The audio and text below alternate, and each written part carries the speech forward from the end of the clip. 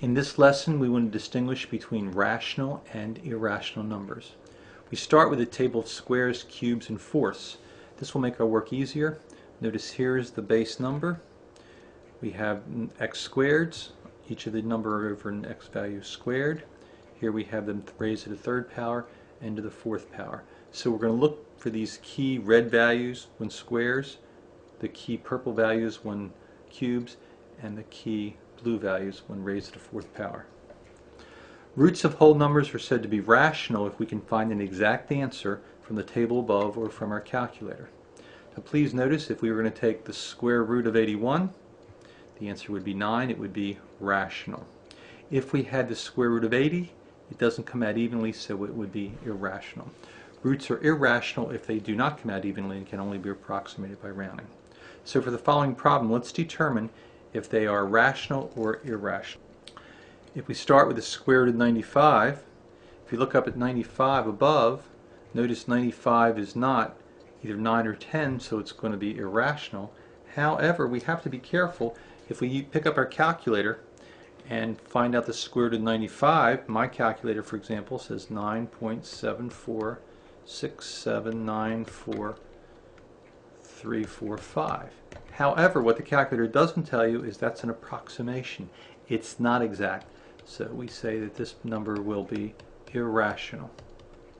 I use the symbol similar to show that it's an approximation. The square root of 64, on the other hand, notice if we look above at our table, 64 is here, therefore 8 is the answer.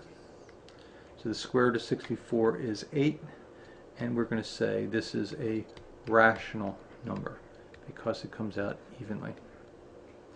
Let's take something like the square root of 4 over 25. We can break this into two parts. The square root of 4 over the square root of 25. The square root of 4 is 2 times 2 equals 4, and 5 times 5. So our answer is 2/5. So we're going to say this is rational.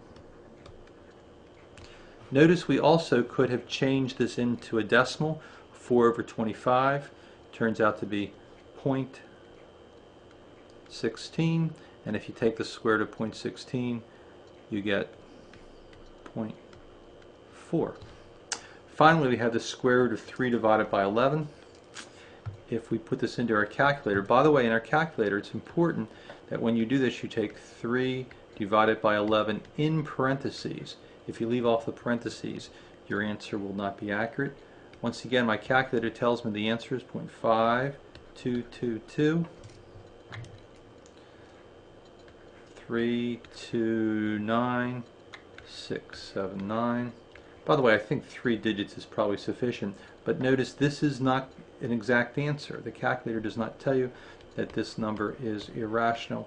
It does not, in fact, come out evenly.